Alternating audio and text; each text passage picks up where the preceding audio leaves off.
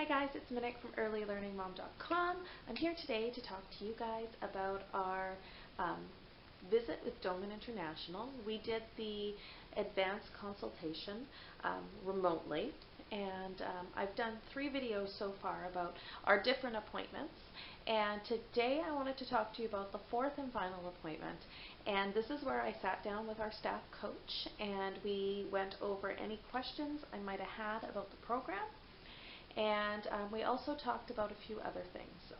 So to start off with, we went through basically any of the questions I had.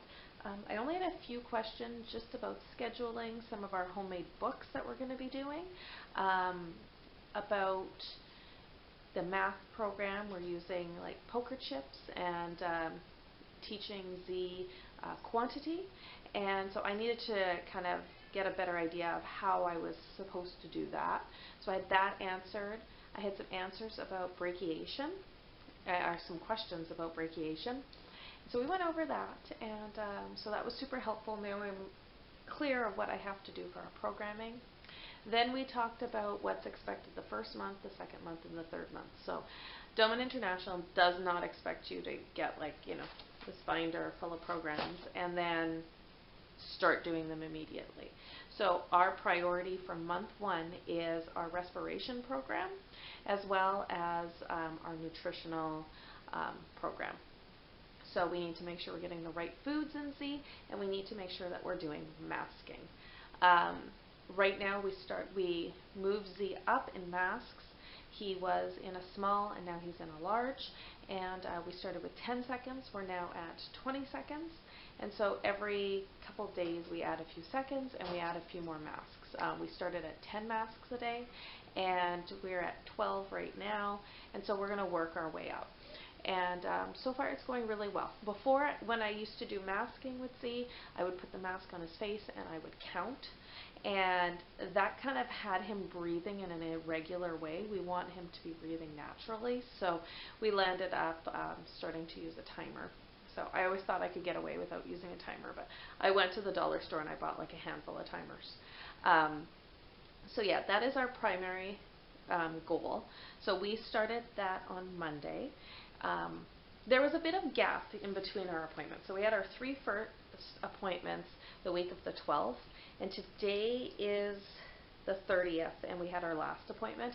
We were supposed to have it the 27th, but there was some scheduling difficulties, so we landed up rescheduling for today. But what I liked about having the final appointment away from the other appointments was it let me have some time to stew over the programs that I received, so I could come up with any questions if I had any. So I could really think about it. We could even start a few of the programs and get a feel for it. So that was that. And then we also talked about Z's spot on the developmental profile. And while he did move a lot in as in places up in the actual development chart, his chronological age versus his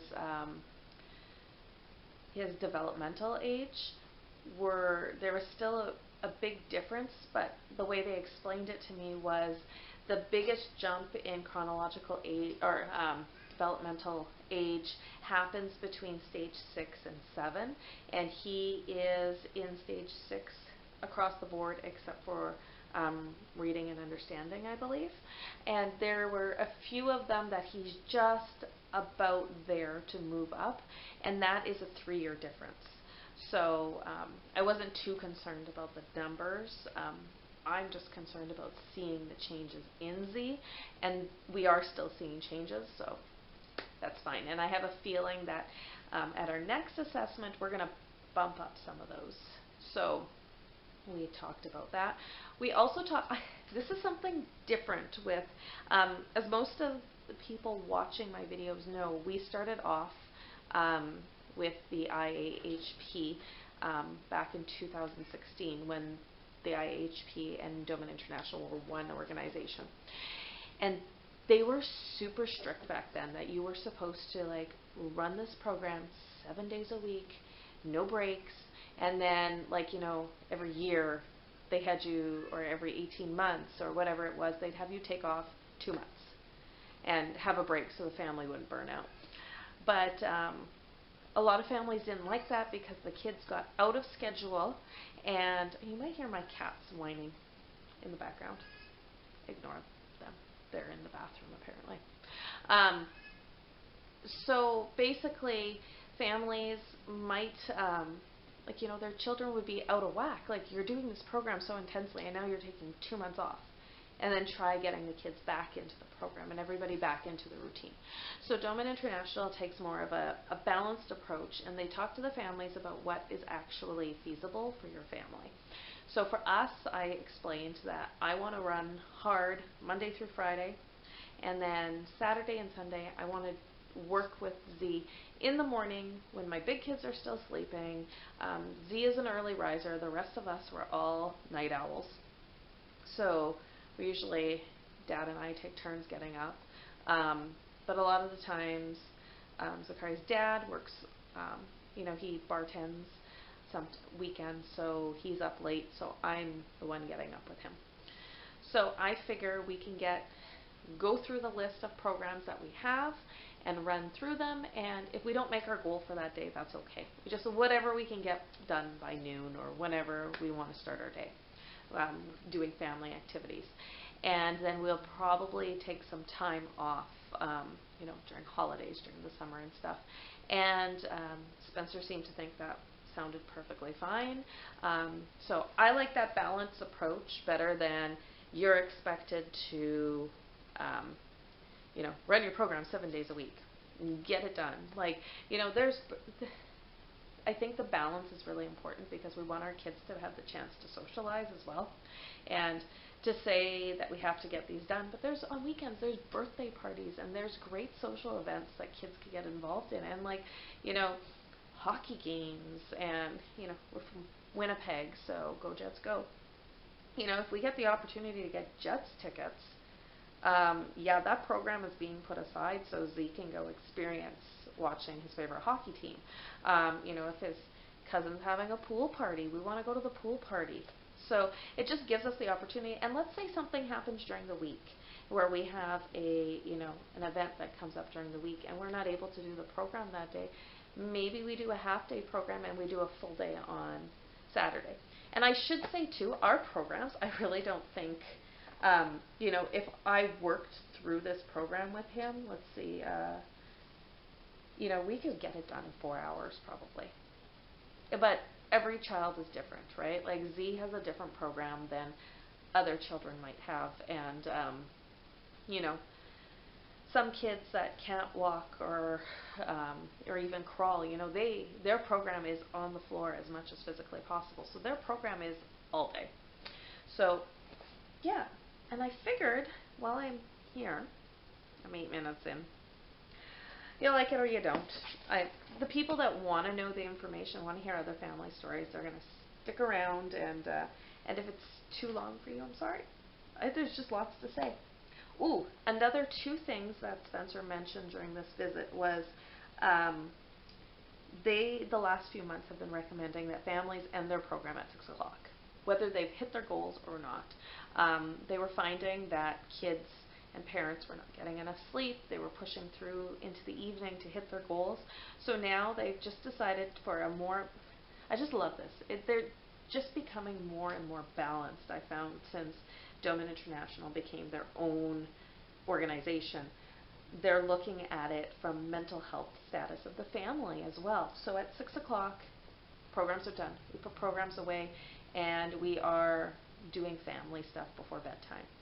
So it just alleviates some stress on families. And for us, I don't think that'll be, if we had a late start, definitely 6 o'clock time, we could hit that. But I think for us, our goal is to be done by 3 or 4 o'clock.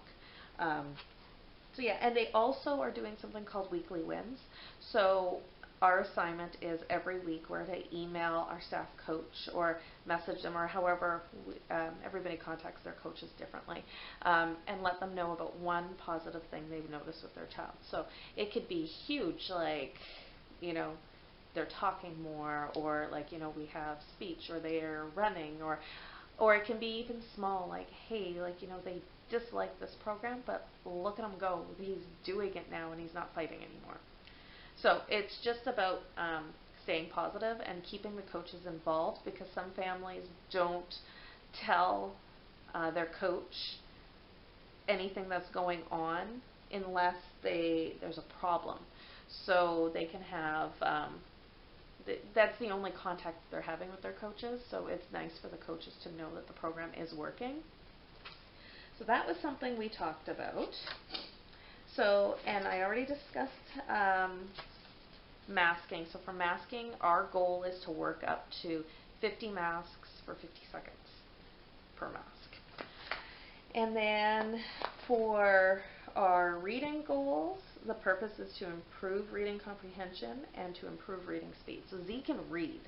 Now our goal is to have him read faster so he can understand. It's just scientifically shown that people that read faster understand more of what they read. So originally we thought we weren't going to be doing single words, but we are going to be doing 5 vocabulary words daily. They're going to be shown 3 times a day, and we're going to give them definition with the word. So this is not so much that he may know how to read the word, but it's more to teach him what the word means. So one of the examples was gorgeous, intelligent. Yeah, we'll just go with those 2 words. So if the word gorgeous is in the story, we say, Zakari, okay, gorgeous, that means beautiful. And then you flip. Intelligent, that means smart. Just a quick definition so he can kind of comprehend more of what he's reading. And then we can take these words and play games with them after. So we would shuffle them around and like put 2 or 3 out and say, Zakari, show me the word that means smart. And he would pick intelligent. And if that is too difficult at the beginning, then we will shuffle them around and just say, hey, find the word intelligent, just to make sure that he's understanding what we're wanting from him. And then we move on to playing the games. We are also going to be doing 4 homemade books, 2 of which are retired, which I am so grateful.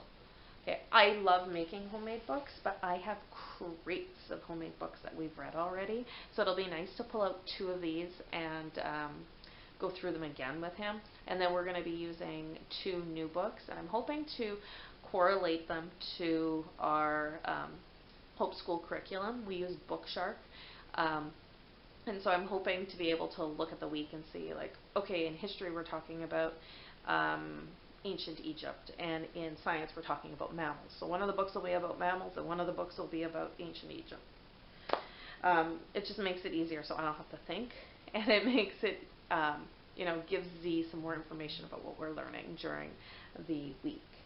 And the goal is to get the font size to get smaller and smaller each month until we hit about a font size of 35. We're also going to be hopefully getting him to, so I'll be reading the program. Like, if for families that want to teach their baby to read or their child to read, definitely check out Glenn Doman's book, How to Teach Your Baby to Read. It'll go into more details and you'll understand what I'm trying to say here better. But the homemade books, what you're supposed to do originally is to flip through them. You read them to your child really quickly. And the point here that we're going to be doing is we're going to be, the first couple of times I will read it, and then the rest of the time I'm just going to be flipping it and having him read it. Whether he reads it out loud or in his head, it doesn't matter. We're also going to, our goal is to read 15 to 30 minutes a day out loud to Z, which we do. Like, we read tons, so that's not even difficult. And then we're going to be doing weekly reading comprehension, little, like, those little, you read a blurb and then you ask some questions about it, and we're just going to be having them select multiple choice. Yeah, and then the same thing with the read out louds, the homemade books. At the end, after we've read them a few times, I'm going to start taking the whiteboard and doing choices and asking him some questions about it to make sure he's comprehending what we're doing without testing too much. Just a couple questions, and it's just selecting an answer. For math, we're working on recognizing quantity, so we're using poker chips, and I'm showing him this is 3. I'm pulling them back. This is 6, and from 1 to 10. Instead of using the Doman dot cards, we're using bingo chips. And eventually, then I'm going to be sliding them to him and saying, how many is that? And having him give me the answer. And then we're going to move on to working through some addition problems, like just flashcards showing him 2 plus 2, flipping it over, equals 4, and showing him the numbers. And so that's what we're going to work through from math. Language Enhancement is another program. I don't know if families at the IAHP, if they did language enhancement. We just had the basics like at the beginning because we were just starting. So we are going to be creating homemade books, and they're going to be either lyrics or songs or like maybe a prayer, and we're going to go through one a week. And the point is to eventually memorize it without the book. So just some memory work, which is great for homeschooling too. It's a very classical education, in my opinion. We're also going to be doing a script. So mom reads a line, Zakari reads a line, and there's social stories. So like conversation when you wake up, conversation you might have at the grocery store, or you might have when somebody gives you a gift, just to work on some of those social skills. And we are also going to be doing, having him do back and forth video messages, hopefully with up to 5 people. And so, like, video messaging his uncle or a friend, like one of our friends, or, a grandparent, and then asking them a question or saying something, and then that person responds and asks a question. And it gives Z the opportunity to be able to give an answer, or to think about an answer, or we can, use his choice board and decide what he wants to say, and it gives him that chance to have a social conversation without the pressure of the person staring and waiting. We're going to be in the 3rd month doing Doman cards, which is basically the encyclopedia bits. There's the book by Glenn Doman, How to Teach Your Baby Encyclopedic Knowledge. That book teaches how to use the bit cards, where you present. How are we doing it? I think it's supposed to be 3 sets with 5 cards per set. I believe the book says 10 cards per set, but our goal is to get through 150 a month. And because we have other programs and other things, I'm so glad we're doing 150 and not having to do 300. But maybe we'll bump up to that eventually. So I'm hoping that these 3 sets of cards can be correlated, 1 to science, 1 to math, and, sorry, not math. That would be boring. Well, maybe not. I don't know. 1 to science, 1 to history, and then I'm hoping to do something of interest, like fun stuff. I haven't decided. Maybe a topic of Z's choosing. Or maybe we do 2 history and 1 science 1 week, and 2 science, 1 history. So we'll be going through those. We're also doing the code of conduct, where we're going to be adding rules, teaching Z 1 family rule until he gets it correct about 80% of the time. And then we'll add a 2nd family rule. And so this will just have some more structure in our house. Because sometimes, I don't know, I can't speak for everybody, but sometimes the way they described it in the Doman Method course when we took it back in the day was it's usually the special needs child that has the family wrapped around their finger. And it is true in this household. So we are trying to, regain some control, and Z is perfectly capable of following rules, and we just need to be consistent and teach these rules to him in a way he understands. So we're going to be doing that. We are also doing ease therapy, which is like a listening therapy. It's an app that's on my phone, and we have these big high quality headphones. I already had them, so I didn't have to buy them, but it's electronic auditory stimulation effect, and I'm already noticing after a week, like, it really does seem to be calming Z down. but it's supposed to help train his brain not to overreact to the sounds in his environment. So it's an app at the App Store, and we buy 3 months at a time, and I think it's $66 American. It worked out to be $75 Canadian. So we're going to be trying that for 6 months and see how it goes. And then I'll decide after the 6 months whether we're going to continue to go with that. Or I also received a product to review that I'm going to be doing a review on, and my oldest and I are going to try it. It's called Soundsory, and it's all programmed right into the headsets. It's another good high quality headset. So I want to see how I like them, and I may switch Z to that. But I'm going to have to talk to Spencer about that. But for now, because I don't know about the Soundsory, we just received it in the mail yesterday or the day before, we're going to just stick with what we know has worked for families. So that is it. Oh, no, there's still more in our cognitive program. We're going to be doing a smell sensory program, and it's to help desensitize the smell, so that way he's more willing to try different foods. Apparently this is a correlation that they found. Kids with autism often have hypersensitive smells. That's why they only eat specific foods, but low sense of taste. So what happens there is they crave foods that are really strong, like Z craves spicy, he craves things like vinegary, like kombucha, hot sauce, lemon juice, strong taste. But something like peanut butter would make, the smell of peanut butter makes them gag. So we're going to try to work on that. And apparently too, the sense of smell is correlated with memories. It's kids that have worked through this have also become more calm. So these are things that we want to work through. So we have to work with some unpleasant smells, which I'm not looking forward to, and I'm hoping he blows through that. And then we're going to be working with some strong smells like garlic, onion, herbs, bananas, coffee, and just getting him used to different smells.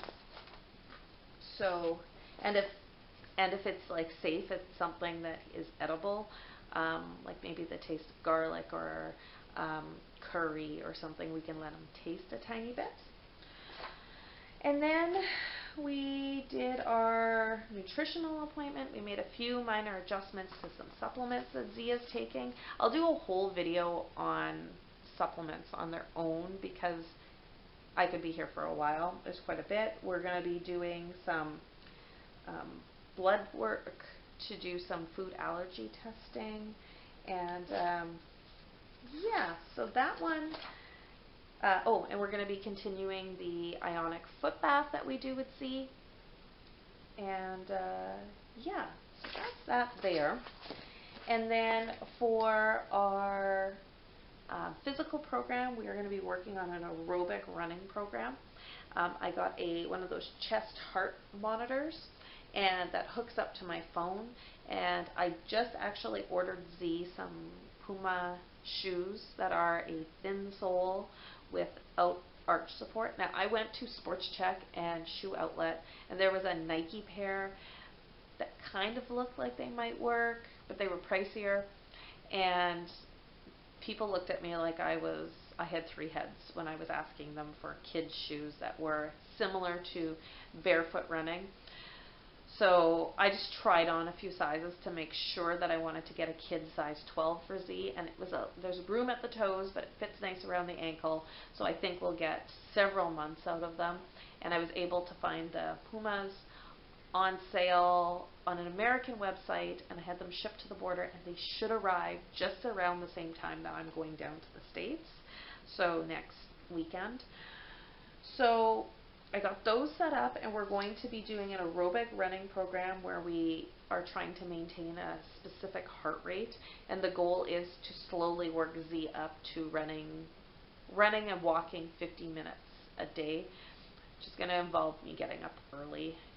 It's not difficult for him, but like I mentioned at the beginning of the video, I'm a night owl, so that is a bit for me, but it'll be good because I need to get running too. We have a a backup kind of winter program with crawling and creeping should the weather be like blizzardy, or here in Winnipeg sometimes we get some nasty wind chills and I don't feel like getting frostbite. So the shoes are ordered, the heart rate monitor is already here, I just have to set it up, and it is an 8-week interval to get us to the 50 minutes of walking and running. Apparently if I'm having a hard time with it, because I don't think Z will have a hard time with it, but if I'm having a hard time with it, we could stretch that out a little longer. And we're going to be learning brachiation. So for people that don't know what brachiation is, it's monkey bars. It helps expand the chest, which gives our lungs more space to be able to expand more, which gets more oxygen to the brain. So we're starting with hanging from the monkey bars, which we had been doing, and Z had been like, sometimes he'd hold on for 20 seconds and sometimes he'd let go after 3 seconds. And I found out that it was because he didn't know when it was going to end. So he just started giving up. So what we're starting with is just 5 seconds. And we're up to 5 times a day. We're going to be adding 2. I think we're supposed to add 1 or 2. I've been adding 2. So we started with 3, and then 2 days later we added 2 more. So we're at 5 until we're at about, I think, 20 sessions of hanging. And then we start adding more time and less sessions until he is doing 1 session of 60 seconds. And so now that he knows, like, okay, I hold on for 5 seconds and then I make him come down, he is much more cooperative. Like, at first he let go after 3, and instead of making him redo the whole 5 seconds, we're supposed to have him go back and hold on for just the last 2 seconds. Like, no, we were supposed to do 5, so we got to do 2 more seconds. And after doing that once or twice, he learned, okay, I'm just going to hang on for the 5 seconds. And for a while, like, I'd get him down, and he didn't want to let go. He's like, I can go longer than 5 seconds. But the point is, Glenn Doman always used to say, stop before the child wants to stop. So it's good that he's like, well, no, I can do longer. So when I expand the time, and maybe we're doing 10 seconds or 20 seconds, he'll be able to, like, yeah, look, see, I told you I could do it. I told you I could do it. So we're doing hanging, and then once we get to, I'm getting the things confirmed by Spencer, but I believe once we do that, I think once we get to 20 seconds, we can start working on brachiation, which I was a little concerned he wasn't going to do for me, but today he actually went and reached for the next rung. So I think we're going to be able to get him brachiating. So our goal is to do 20 trips daily, and for him to be able to hold all his weight and just need help with the swinging. So at our 6-month assessment or reassessment, that's what our goal is. So that is our program. Oh boy, I've been talking for a long time here. Did it stop? My camera did something funny. So anyhow, I hope I got all of that in there. Like I said, it seems like a great program for us. We're super excited to get started. We've actually done a soft start, like I said. We started with math because it was easy. I just had to have bingo chips, and I was able to grab some of those from a girlfriend. So we have the bingo chips for the, not bingo, poker chips. For math, we're doing the listening therapy, and we started the hanging from the brachiation bar, and we are also, what else are we doing? Brachiation? Oh, masking, of course. The most important program, which is masking and getting more oxygen to Z's brain. And so far so good. Now, I hope to be able to do weekly updates. I really like the idea of doing the weekly wins. So I'm hoping to be able to come once a week and do a weekly win, like share our weekly win, and to share what we've done in our homeschool. So if you're interested in seeing more about how Z does the next 6 months with his Doman International program, be sure to subscribe, like, and comment. If you have any questions, let me know. I can share my experience as a parent doing the Doman method. Obviously, I can't answer any questions that specifically to your child, because that's the job of Doman International, but I can kind of give you my experience on how we have done the program. So if you have any questions, leave them in the comments below. If I get enough of them, I'll do a video and share that. So thank you for watching. This has been a fun 4-day series. I'm hoping that this has been helpful to other families. I know when I was deciding whether we were going to use the Doman method, I swear I read every single blog in English available on the internet about it before I committed. Like, you know, I was scrolling through Google, I was probably on page like 27, like just reading everything, watching every video I could get my hands on, just because I wanted to know more. And when you're making an investment like that, you want to know personal experience. Like, yeah, you know, the staff can tell you what goes on, but as a parent, I wanted to know what other parents thought. So once again, thanks for watching. Be sure to check out the videos, day 1, 2, and 3.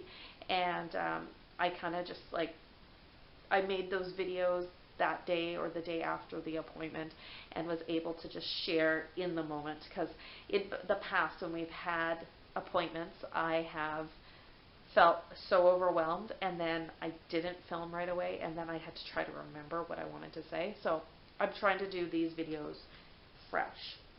So thanks for watching. I hope you have a great day.